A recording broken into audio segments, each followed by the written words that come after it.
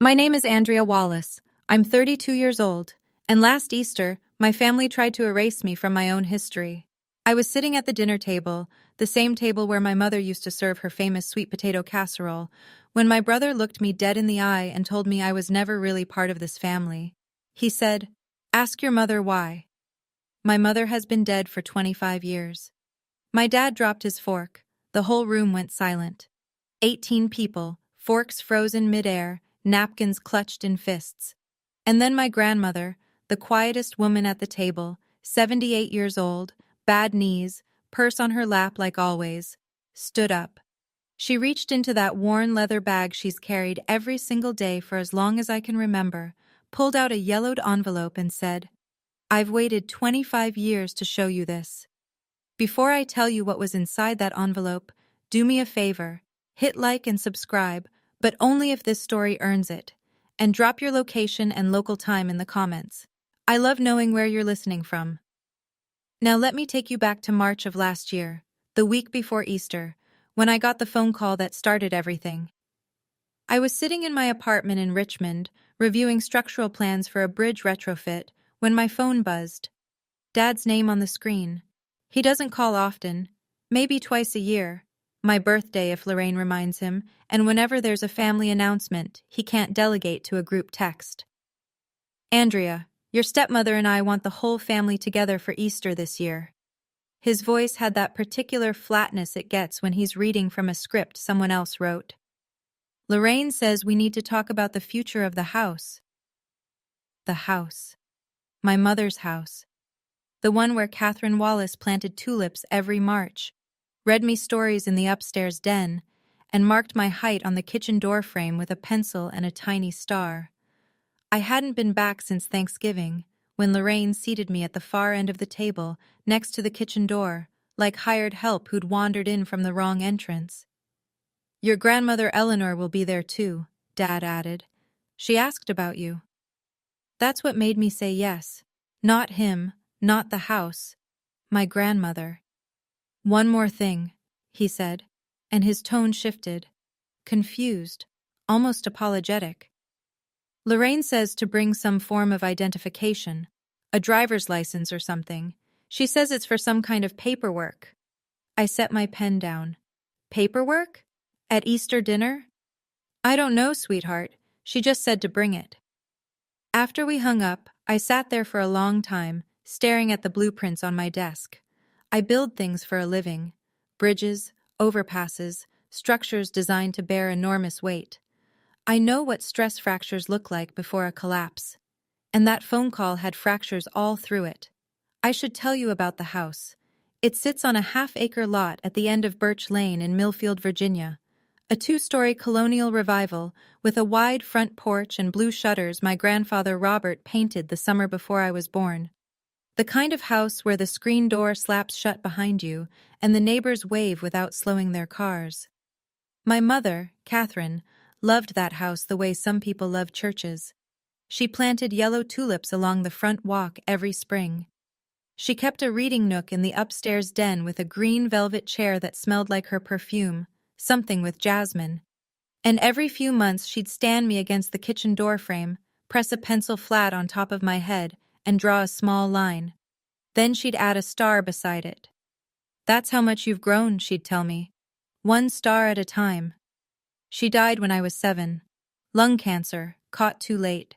She never smoked a day in her life. After she was gone, Dad fell apart. Couldn't cook, couldn't get me to school on time, couldn't look at the tulips without sitting on the porch steps and pressing his palms into his eyes. Lorraine Pruitt showed up about a year and a half later. A friend of a friend from Dad's office.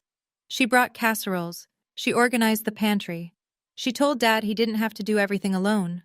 Within 6 months, she'd moved in. Within a year, she and Dad were married. She brought Tyler, her 4-year-old son. And slowly, quietly, like someone rearranging furniture while you sleep, every trace of my mother began to disappear. The wedding photos came off the mantel. The jasmine perfume vanished from the den. The tulips got ripped out and replaced with white gravel. But the pencil marks on the kitchen doorframe, those stayed, because Lorraine never noticed them. I drove 2 hours from Richmond on Easter Sunday, windows down, rehearsing what I'd say if the conversation about the house turned ugly. I had 3 versions: polite, firm, nuclear. I was hoping for polite. I was ready for firm. Pulling into Birch Lane, I counted the cars in the driveway. Tyler's black BMW, brand new, no idea who paid for it. Lorraine's white SUV. Aunt Ruth's sensible Honda. And Grandma Eleanor's ancient tan sedan, parked crooked because she refuses to let anyone else drive her. There were other cars too, more than usual. A silver pickup I recognized as Uncle Frank's. A red minivan from one of the cousins. 2 or 3 others I didn't know at all. Lorraine had packed the guest list. She wants an audience, I thought. I didn't know yet how right I was. Lorraine met me at the front door with one of her performance hugs, arms wide, voice pitched high enough for the living room to hear. "Andrea, it's been so long since you visited.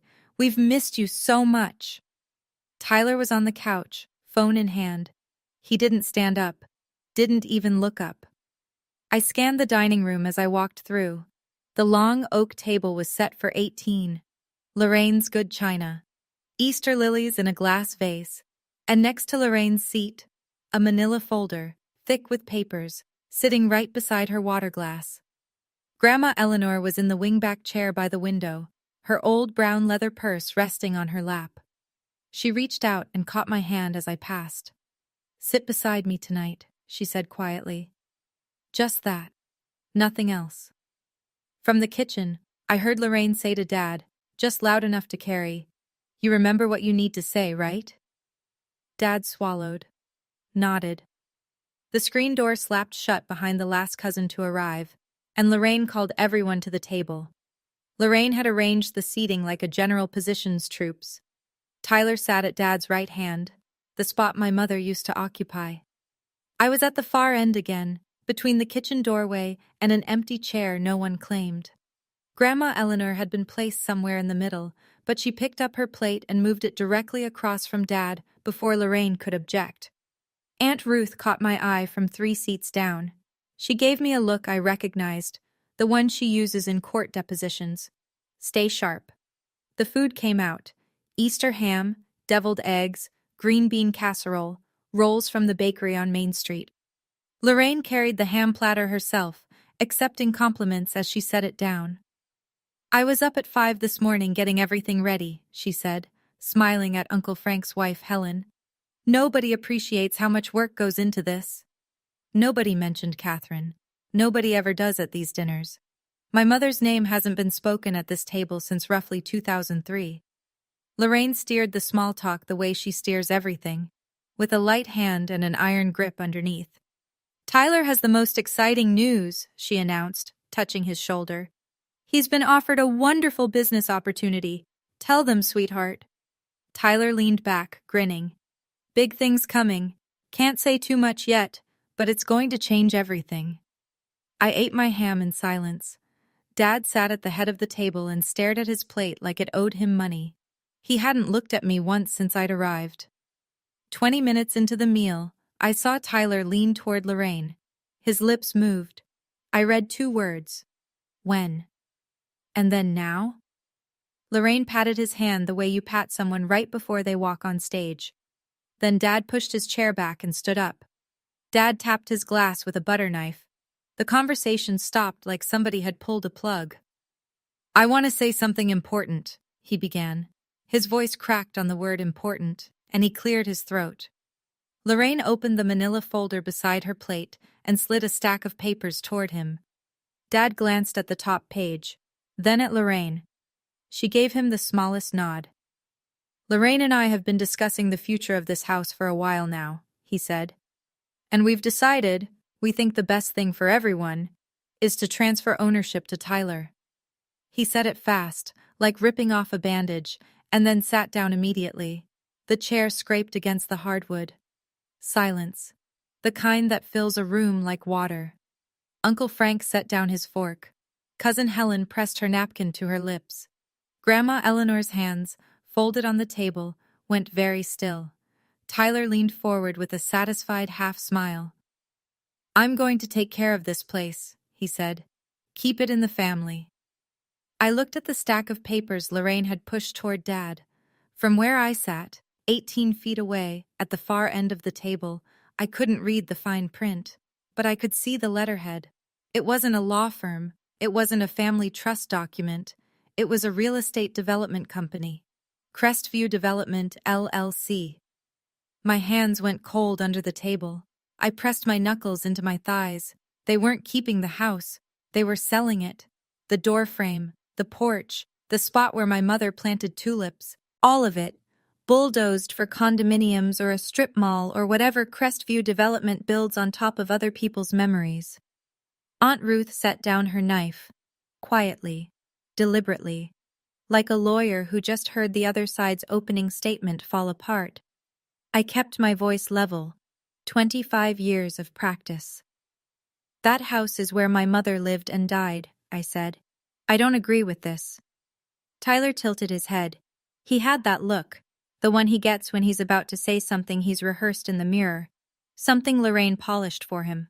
Oh, come on, Andrea. He spread his hands wide, playing to the room. You were never really part of this family anyway. The air left the table. 18 forks stopped moving. Helen's hand flew to her mouth. Uncle Frank's jaw tightened. Tyler wasn't done. He leaned forward, looked me straight in the eyes, and said, "Ask your mother why."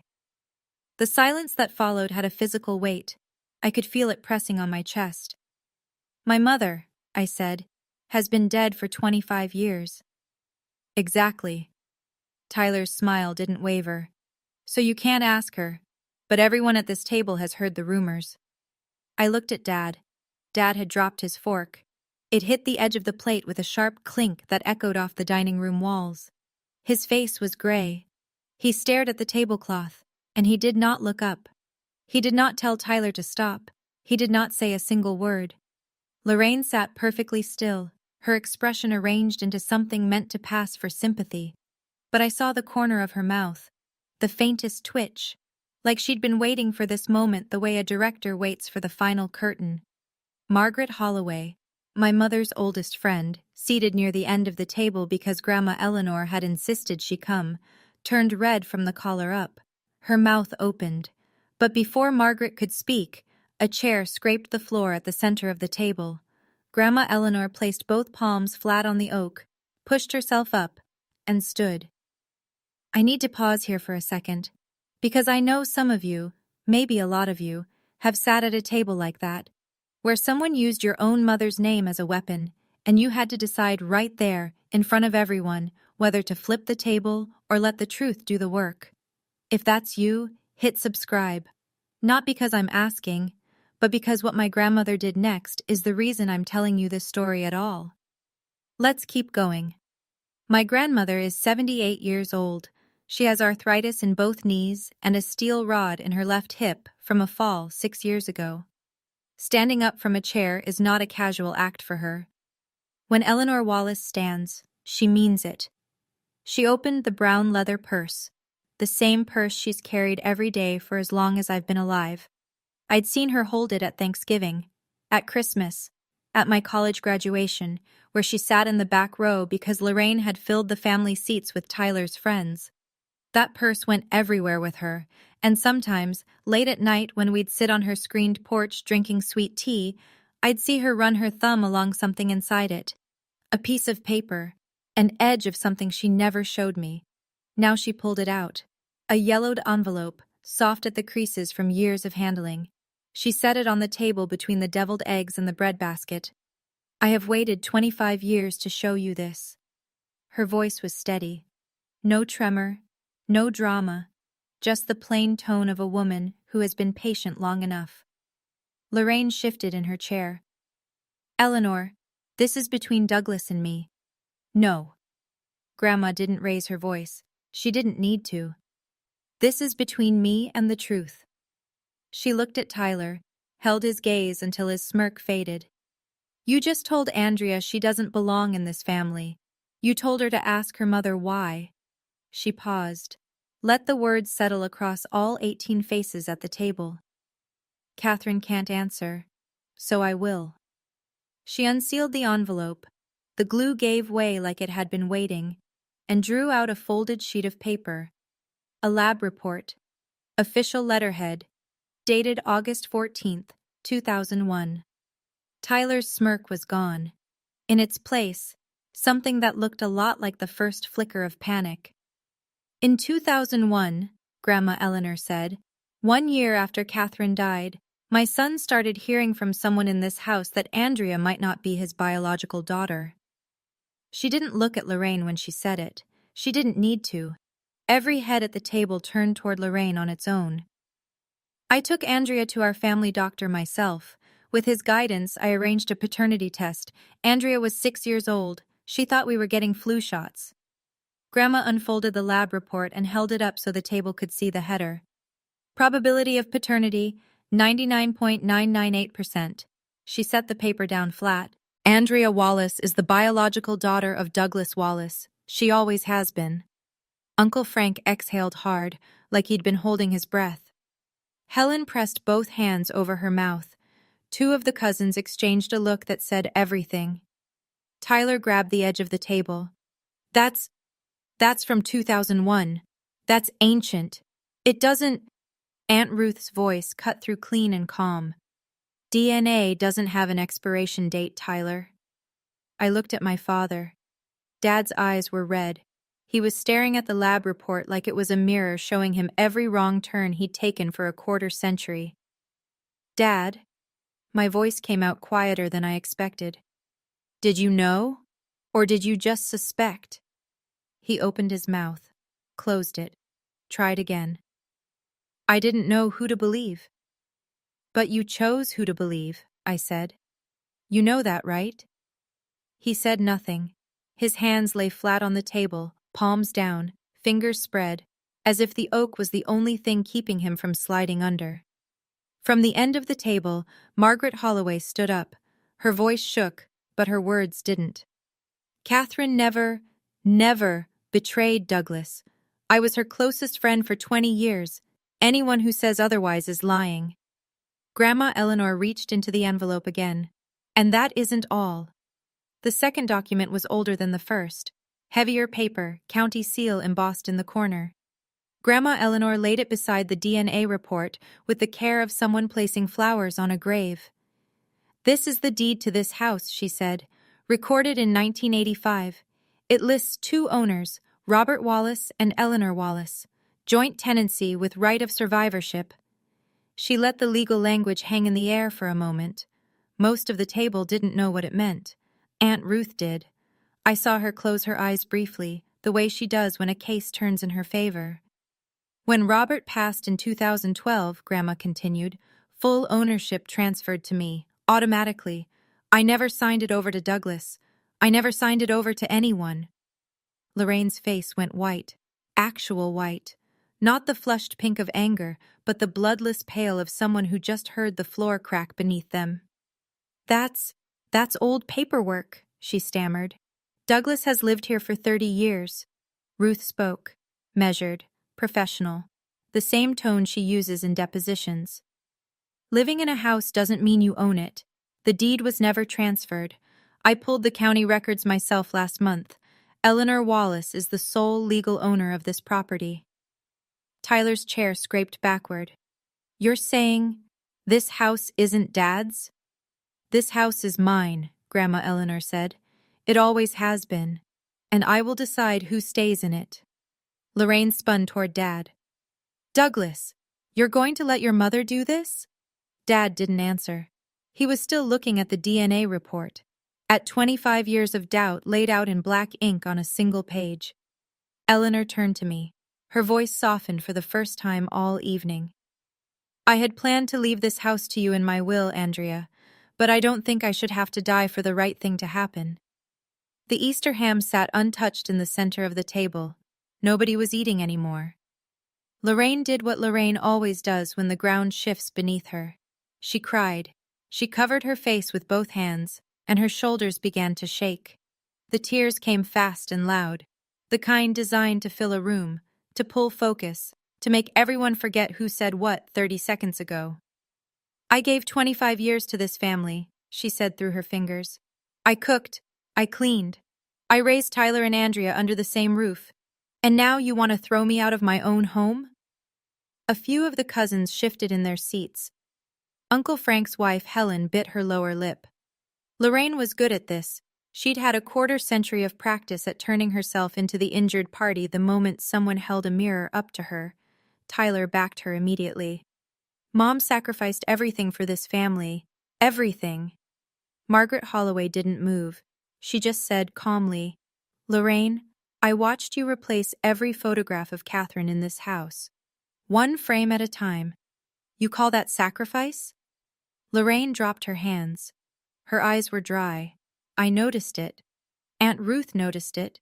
Grandma Eleanor had never stopped noticing. I was building a new home for a new family. A new family, Grandma Eleanor repeated, built on a lie about my dead daughter-in-law. The table went still again. The cousins who'd been wavering, the ones Lorraine's tears almost reached, pulled back. You could see it happen in real time, heads turning, eyes narrowing, postures shifting away from Lorraine like a tide retreating. One of the older cousins spoke up from the far side. "Hold on, what about the developer? What was that folder about?" Lorraine's hand moved instinctively toward the manila folder, but Aunt Ruth was closer, and faster. Ruth opened the folder with the calm efficiency of a woman who reads contracts for a living. She didn't ask permission. She didn't need it. Lorraine had left the papers on a shared dinner table in front of 18 witnesses. Inside, a letter of intent from Crestview Development, LLC. The language was standard boilerplate, but the numbers weren't. An offer to purchase the house and the half-acre lot for $485,000, roughly triple what the property had been worth 5 years ago, before the county approved the rezoning. "Tyler Wallace signed this," Ruth said, turning the page so the table could see the signature line. "As anticipated owner." Uncle Frank leaned forward. "Anticipated owner? He doesn't own anything." "Correct." Ruth set the letter flat on the table. "Tyler signed a letter of intent to sell a property he has no legal claim to. He represented himself to a developer as someone who would hold the title. That's misrepresentation." She looked at Lorraine. "Someone told Crestview that Tyler would be receiving this house. Who was it?" Lorraine said nothing. Her jaw was locked. I stared at the number on the page. $485,000. Split between Lorraine and Tyler, I imagined. Maybe a token amount to Dad, just enough to keep him quiet. That was the price. My mother's tulip beds, the front porch Grandpa Robert painted, the door frame in the kitchen where Catherine measured how tall I was growing, all of it reduced to a line item in a developer's spreadsheet. $485,000, I said out loud. "Divided between the two of you. That's the number you put on my mother's memory." Tyler opened his mouth and closed it. For once, he had nothing rehearsed. Lorraine stared straight ahead. Her performance was over, and the audience had stopped clapping. Dad was the last person I expected to speak next. But he did. "I didn't know about the developer," he said. His voice was thin, stripped of everything except the raw sound of a man realizing he's been reading from someone else's script for 25 years. Lorraine turned to him fast. "You knew. I told you. You told me Tyler wanted to keep the house. You said he'd fix the roof. You said it was about family." Dad's hands were trembling against the tablecloth. "You never said anything about selling." Tyler jumped in. "Dad, it's a business opportunity. The rezoning. A business opportunity." Dad repeated the phrase like he was tasting something rotten. He looked at Tyler, really looked at him, maybe for the first time in years. And then he turned to me. I've waited a long time to describe what I saw in his eyes. It wasn't guilt, exactly. It was something worse. It was the face of a man standing at the end of a road, looking back, and seeing every place where he should have turned, but didn't. Every sign he ignored, every voice he chose not to hear. "Dad," I said, "I'm your daughter. The DNA is right there on the table. I never left. You pushed me out." He dropped his head, both hands covering his face, fingers pressing into his temples. The same gesture I remember from the weeks after Mom died. The same collapse, 25 years later, at the same table. I didn't reach out to comfort him. I'm done pretending everything is fine when it isn't. Grandma Eleanor, still standing, turned to Lorraine. There's one more thing. Do you know why I invited Margaret Holloway tonight? Lorraine's eyes darted to Margaret, then back to Eleanor. Her mask slipped for a half-second, just long enough for me to see real fear underneath. Margaret stood slowly, gripping the back of her chair. She's 62, retired school nurse, still lives 3 houses down from the one where she and my mother became friends the summer they were both pregnant. Margaret with her son, Catherine with me. Lorraine started spreading rumors about Catherine in 2002, Margaret said. The first week she moved into this house. The table held its breath. She told neighbors that Catherine used to disappear in the evenings. She implied Catherine was unfaithful. Margaret's voice shook, but it didn't break. Catherine didn't disappear in the evenings. Catherine had chemotherapy sessions on Tuesday and Thursday nights.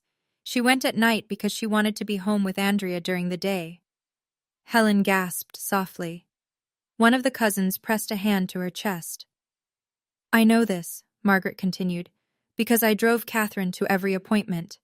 I sat in the infusion room beside her, for 8 months, every Tuesday and Thursday.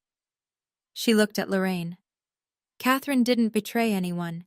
The only thing she was guilty of was believing she'd live long enough to protect her daughter. Lorraine shook her head rapidly. Margaret, you're being emotional. I'm being honest. For the first time in 25 years, someone at this table is being honest about Catherine. I sat very still. My hands were shaking under the table, and I pressed them flat against my thighs to stop the trembling. I was not going to cry. Not here. Not in front of Lorraine. But something broke open in my chest. A grief I didn't know I was still carrying. My mother had been dying, and fighting to stay present for me, and someone had used those exact nights, those chemo nights, to build a lie that lasted a quarter century. Mom knew. I'm sure of it now. She knew Lorraine was circling.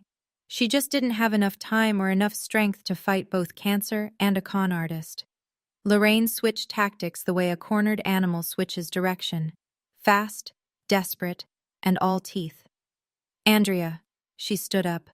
I raised you from the time you were 9 years old. I fed you. I clothed you. I kept a roof over your head. And this is how you repay me? By turning my own family against me? Tyler was right behind her. She's never been grateful. Not once. She moved to Richmond and never looked back. Lorraine turned to the rest of the table, arms spread, palms up, the universal gesture of a martyr on display. You all see this. I give 25 years of my life, and all I get is attacked. A few of the relatives shifted. Lorraine knows how to work a crowd. She's been doing it her entire marriage, positioning herself as the selfless wife, the devoted mother, the woman who held the Wallace family together when nobody else would. But Aunt Ruth leaned forward. Lorraine, Andrea paid her own student loans. She bought her own car. She put herself through college without asking Douglas for a dime. Ruth paused. What exactly is she being ungrateful for? Tyler jumped in. She wants the house.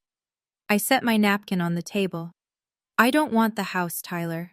I want the truth. And the truth is sitting on this table in front of everyone. Lorraine pivoted toward Grandma Eleanor. Her voice dropped an octave. Dangerous now, not wounded. If you own this house, Eleanor, then why did you let us live here for 25 years? What kind of woman holds that over her son's family? It was a decent question. A strategic one. Designed to reframe Eleanor as the villain, the controlling matriarch pulling strings from behind the curtain. Grandma Eleanor looked at Lorraine for a long moment. Then she sat down, smoothed her napkin across her lap, and answered. Real quick, I see some of you already typing in the comments, and I love that. But let me ask you something specific. If you were sitting at that table and someone tried to use your dead mother's name to call you an outsider, what would your grandmother have done? Drop your answer below. Start with, my grandma would have, because some of these responses are going to be incredible. And while you're here, hit that like button. We're getting to the part where Lorraine realizes she built her entire empire on a foundation she never owned. I let you live here, Grandma Eleanor said, because Robert, my husband, loved Douglas. He wanted his son to have a home to raise a family in. That was the agreement, not a deed transfer, a handshake between a father and a son.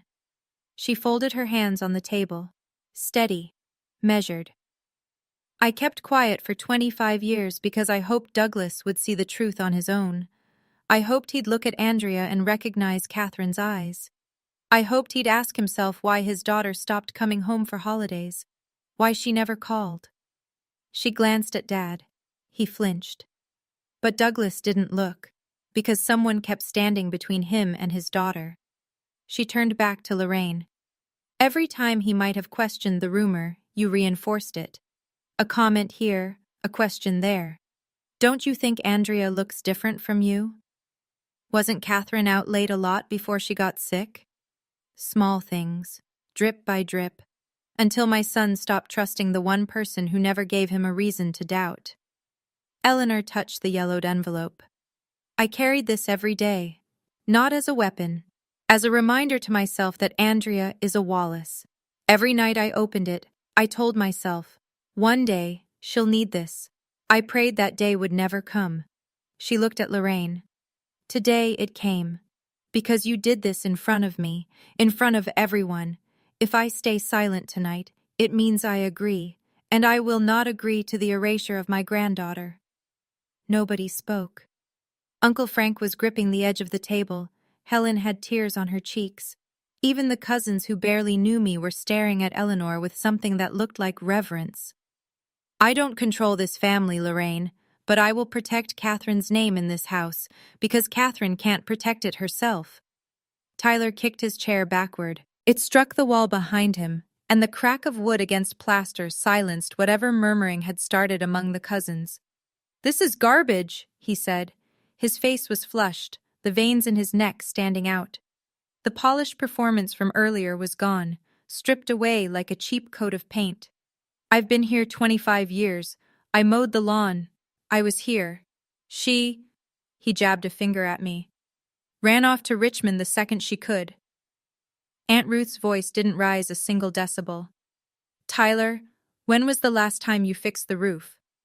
What? The roof. You told Lorraine you'd fix it. Douglas hired a contractor last October. I saw the invoice, $2,200. Tyler blinked. I was going to fix it, when the house was mine. And instead you signed a letter selling it to a developer, I said. So, which was it, Tyler? Were you going to take care of the house, or were you going to demolish it? He swung toward Lorraine. Mom, say something. Lorraine sat rigid. She scanned the room, face by face, seat by seat, looking for an ally. She found none. Uncle Frank wouldn't meet her eyes. Helen was shaking her head slowly. The cousins who'd wavered earlier had gone still, arms crossed, mouths shut. Tyler slammed his palm on the table. Fine. If this house belongs to Grandma, then who's she giving it to? Andrea? She doesn't even live in Millfield. Grandma Eleanor didn't flinch at the noise. She looked at Tyler with something close to pity. You're right. Andrea doesn't live here, because no one in this family gave her a reason to stay. Tyler opened his mouth. Nothing came out. He stood there, hands still flat on the table, a man-sized boy who had just discovered the stage lights were off and the audience had left. It started with Uncle Frank. He set his napkin on the table and looked at Lorraine the way you look at someone whose story just stopped adding up. Lorraine, for years, every time I asked about Andrea, you told me she didn't want to come around. You said she had issues with the new family structure. He paused. Were those Andrea's words or yours? Lorraine pressed her lips together. I was trying to give her space. Helen leaned in. You told me she had a difficult personality. Those were your exact words. You know how Andrea is. I repeated that to other people, Lorraine. I repeated it because I trusted you. One of the older cousins, Aunt Patrice, Robert's niece, raised her hand like she was in church. I've been sending Andrea a Christmas gift through Lorraine every year for the past decade. She looked directly at me. Andrea, honey, did you ever get any of them? I shook my head. No, ma'am. I didn't receive anything. The room erupted, not shouting, something worse. The low, ugly sound of people realizing they've been lied to for years. Chairs shifting, sharp intakes of breath, Frank muttering under his breath, Patrice pressing her hand over her heart. That's a misunderstanding, Lorraine said quickly. I must have forgotten. 10 years of forgotten Christmas gifts? Frank said. For a child you claim you raised? I watched it happen. The social scaffolding Lorraine had spent 25 years constructing, collapsing in real time. Every relationship she'd maintained through selective truths and careful omissions was cracking under the weight of one dinner's worth of honesty. She had isolated me from the whole family, not just from Dad, from aunts, uncles, cousins, people who had been asking about me, thinking about me, sending gifts I never knew existed. 25 years. And I thought nobody cared. I needed a moment. While the table buzzed with cross-conversations, Frank pressing Lorraine for answers, Patrice wiping her eyes, Helen comforting one of the younger cousins who looked shell-shocked. I pushed my chair back and walked into the kitchen. The doorframe between the kitchen and the pantry is white-painted pine, scuffed at the base from years of foot traffic. I'd walked past it 1,000 times growing up without thinking about it. I knelt down. It was still there. Faded, but legible. My mother's handwriting in number 2 pencil. Andrea, 3 feet 2 inches, March 1998. And next to the measurement, a tiny 5-pointed star, drawn with the careful hand of a woman who wanted her daughter to know that every inch of growth was something worth celebrating. I touched the pencil lines with my fingertip. The graphite was smooth. 28 years, and the marks held. Footsteps behind me. Slow, careful. The particular rhythm of someone with a steel hip and arthritic knees. Grandma Eleanor rested her hand on my shoulder. She didn't say anything at first. She just stood there, looking at the same marks I was looking at. I check every time I visit, she said quietly, to make sure they're still there. I understood then. The purse she carried everywhere, the envelope, the visits where she'd drift into the kitchen alone for a minute or two. She'd been standing guard over this doorframe for years, over the DNA results, over the deed, all of it. A quiet, stubborn watch that nobody else knew about. Grandma, I said, I want to keep this house, not for the money, because Mom is still here. She squeezed my shoulder. I know, sweetheart. Then she told me something that cracked me wide open. Catherine said something to me before she passed. She said, Mom, keep the house for my girl. Don't let anyone erase it. She'd called my grandmother Mom, because that's who Eleanor was to her. I walked back into the dining room and stood at the head of the table. Lorraine's end. The spot she'd claimed every holiday for 25 years. The seat closest to the kitchen so she could control the flow of food and conversation and narrative. I didn't sit down. I stood. And for the first time in my life, every person at that table was looking at me. I want to be clear about a few things. My voice was steady. I had not rehearsed this. I didn't need to. First, I am the biological daughter of Douglas Wallace. A DNA test conducted in 2001 confirms it. That document is on this table. I looked at Tyler. He was leaning against the wall near his toppled chair. Second, this house is legally owned by Eleanor Wallace. The deed has never been transferred. That document is also on this table. I looked at Lorraine. Third, Tyler signed a letter of intent to sell this property to a developer for $485,000, representing himself as the anticipated owner. He isn't. That letter is on this table too. Then I took a breath. I didn't come here for revenge. I came because my father invited me. But I'm not going to leave without the truth. And the truth is now in front of all of you. I turned to Dad. I'm not angry at you, Dad. I'm disappointed. But I'm still your daughter. That doesn't change because someone wanted it to. I turned to Lorraine. I won't call you my mother. I never have. But I won't call you my enemy either. I'll just call you the person I once trusted. I turned to Tyler. If you want to sue, sue. But I'd talk to a lawyer first, one who isn't Aunt Ruth. Then I straightened up. Grandma Eleanor and I will discuss the future of this house privately. This dinner is over. I picked up my plate, carried it to the kitchen, and set it in the sink beside the doorframe where my mother's pencil mark still held. The guests filtered out in twos and threes. No one lingered the way people usually do after Easter dinner. No second helpings, no coffee on the porch, no promises to do this again soon. Lorraine stood at the front door accepting stiff goodbyes from people who couldn't look her in the eye. I was putting on my jacket in the hallway when I heard them, Lorraine and Dad, behind the closed door of the study. I wasn't eavesdropping. I was passing through. But the walls in that house are thin, and Lorraine's voice carries when she wants it to. You have to talk to your mother, Douglas. She's old. Someone is influencing her. Andrea is manipulating her to steal the house from us. Andrea didn't manipulate anyone. Dad's voice was different, harder, like a man testing his own spine for the first time in decades. She didn't even know about the deed until tonight. But you're not going to let your mother throw me out? I'm your wife. 25 years, Douglas. 25 years, Dad repeated, and you told me my daughter wasn't mine. A silence. I never said that. Lorraine's pitch dropped, careful, precise. I just asked questions.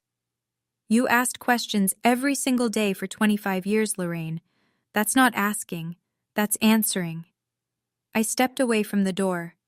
I didn't want to hear the rest. I'd heard enough, more than enough, and the part of me that once needed my father to say the right thing had finally stopped waiting for it. But I'd be lying if I said it didn't matter. Hearing him push back against her, even once, even late, it landed somewhere in my chest. Not forgiveness. Something smaller. A crack where light might eventually get through.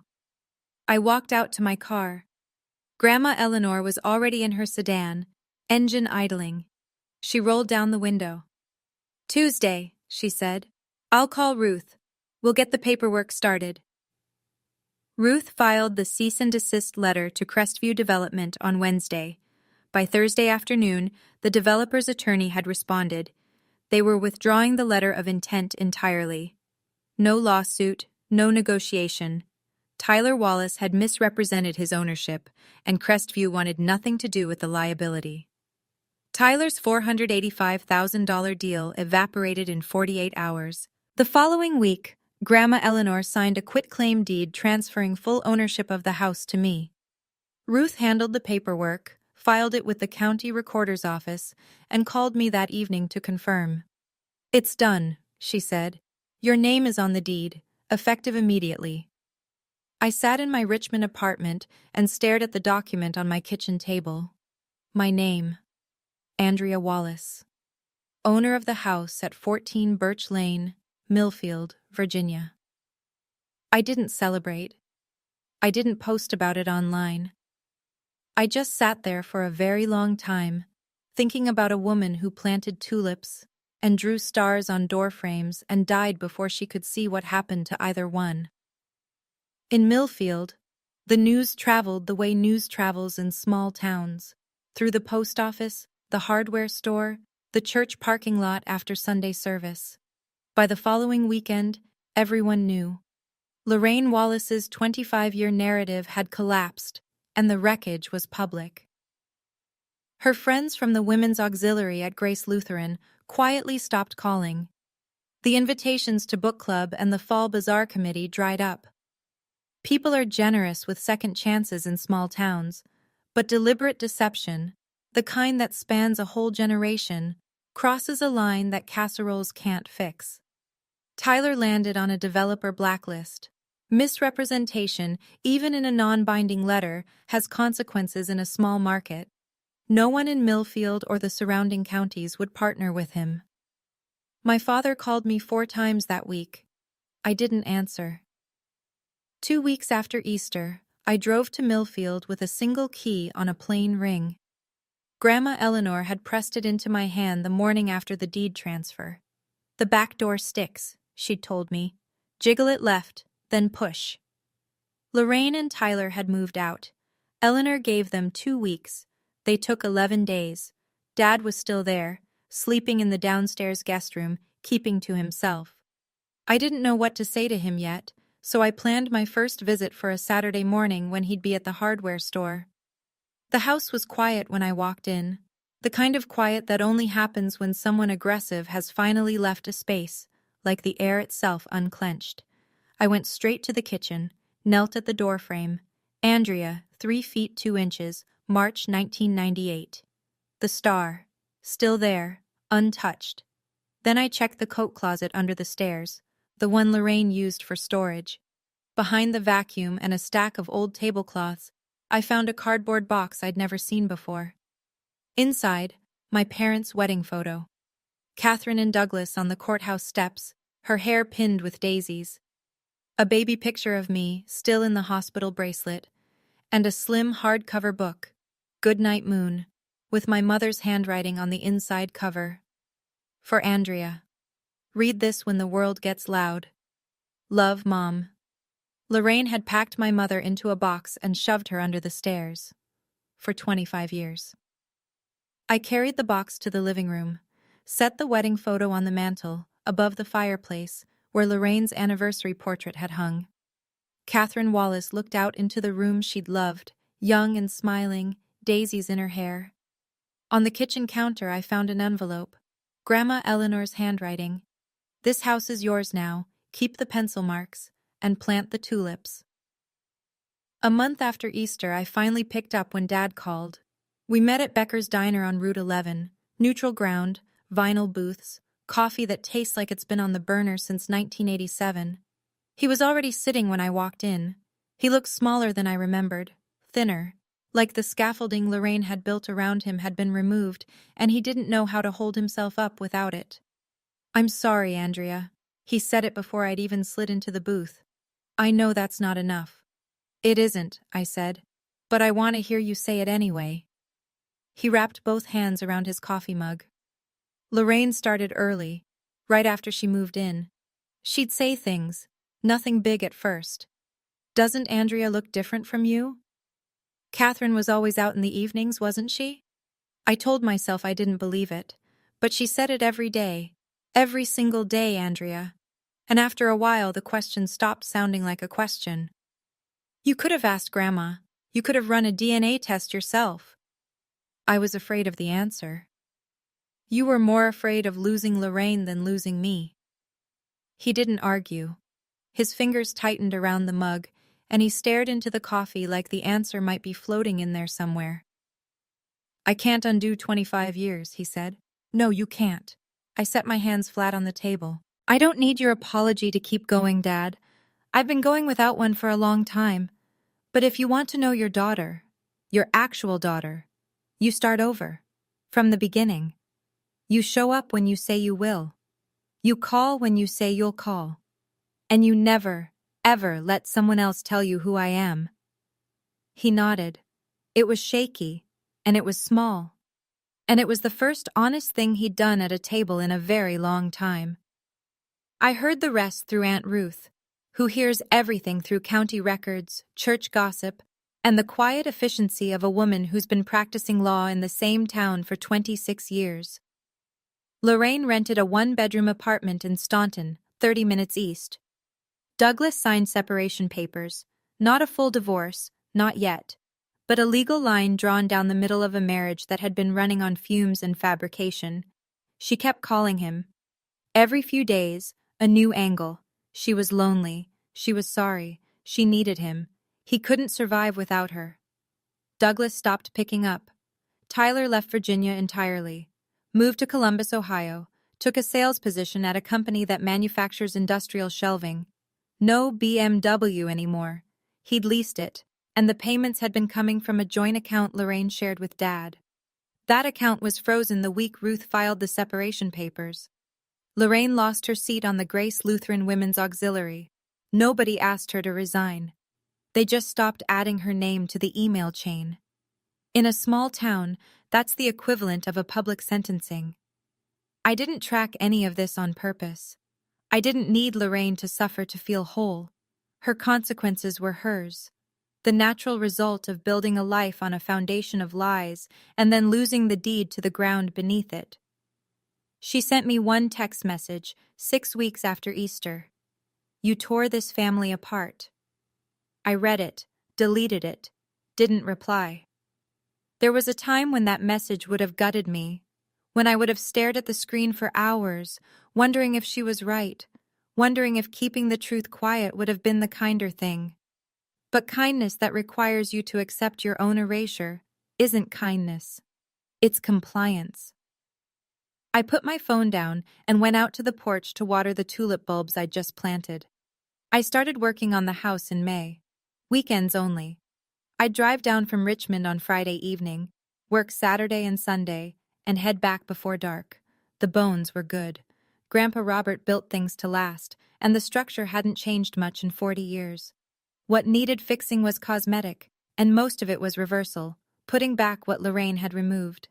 I painted the porch trim the same blue Grandpa had used. I found the original color on a paint chip tucked inside his workshop journal in the garage. I left the front door as it was, but I painted around the smudge near the bottom, a faded streak of pink from when I was 5 and Mom let me help. That smudge stays. I dug out the white gravel Lorraine had laid over the front flower beds and turned the soil. Planted yellow tulips, the same Dutch variety Mom used to order from a catalog every fall. Margaret Holloway brought over a flat of them from the nursery in Waynesboro. "Catherine's favorites," she said. "Emperor tulips. They come back every year if you leave them alone." I hung photographs. Catherine and Douglas on the courthouse steps. Me as a newborn.